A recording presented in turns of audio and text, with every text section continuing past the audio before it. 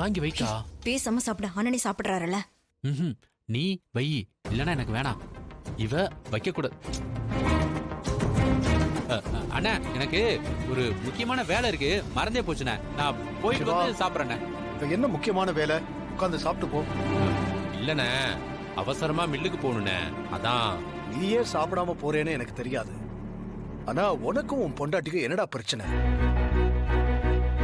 அவ வச்சா வேண்டான்னு சொல்லிட்டு பத்மாவை சாப்பாடு வைக்க சொல்ற. அப்படி என்ன உங்க 2 பேருக்கு நடுவுல பிரச்சனை? சொல்லு, கேக்குறல்ல.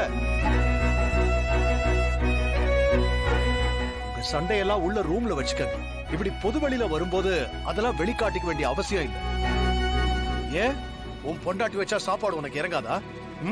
ஒழுங்கா உட்கார்ந்து சாப்பிடு. இல்லண்ணே, அவசரமான வேலை, அதான். ஓஹோ, அந்த அளவுக்கு போயாச்சா? அவசரம்லாம் இருக்கட்டும். முதல்ல உங்க 2 பேருக்கும் என்ன பிரச்சனைன்னு சொல்லுங்க.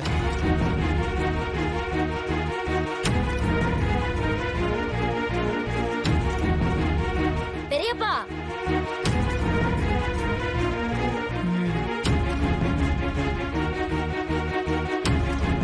என்னடா அப்பு, ஏதோ சொல்ல வந்த நீ?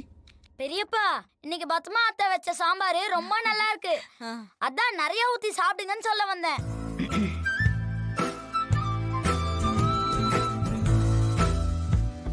ஓ, அப்படியா?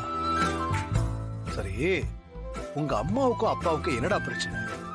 நீயாவது சொல்லு. அது ஒண்ணு இல்ல பெரியப்பா, அப்பாவோட சட்டை பாக்கெட்ல இருந்து அம்மா காசு எடுப்பாங்க.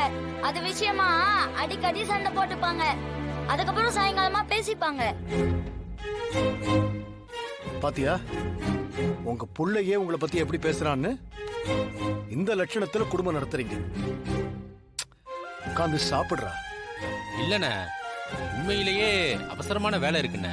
நான் வெளியில பாத்துக்கிறேண்ணே, வெளியில சாப்பிட்றேண்ணே, வரேண்ணே. மாமா.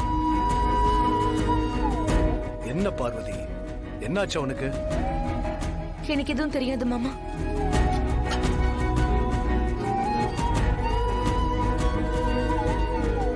இவங்க 2 பேருக்குள்ள கண்டிப்பா ஏதோ பிரச்சனை இருக்கு.